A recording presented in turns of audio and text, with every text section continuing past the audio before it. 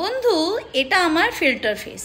Definitely আমি এত ফর্সা তো নই। আর এটা হচ্ছে অরিজিনাল ক্যামেরার ফেস। বুঝতেই পারছো একটুখানি পার্থক্য আছে, ডেফিনেটলি পার্থক্য আছে, কিন্তু তুমি চিনতে পারছো যে আমি মানুষটা কিন্তু একই।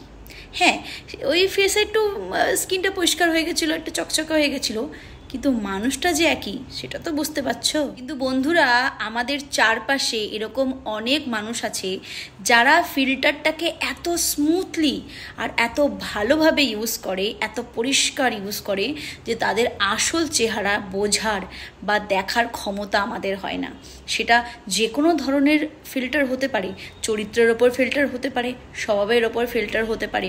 আমরা একটা মানুষকে দেখে বুঝে তাদেরকে জীবনসঙ্গী করে নিই, পরে তাদের আস্তে আস্তে আসল চেহারাটা বেরোয় যখন আমরা তাদের সঙ্গে সারা জীবন থাকার সিদ্ধান্ত নিই এবং থাকতে শুরু করি। তাই বন্ধু, এই একটু ফিল্টারটা সব জায়গায় চলে, কারণ এটা না হলে আমরা সমাজে থাকতে পারবো না।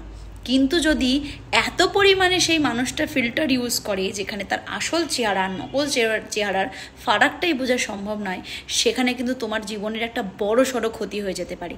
তাই সাবধান, মানুষকে এত সহজে বিশ্বাস করো না, একটু যাচাই করে নাও, তারপরেই মানুষকে বিশ্বাস করো।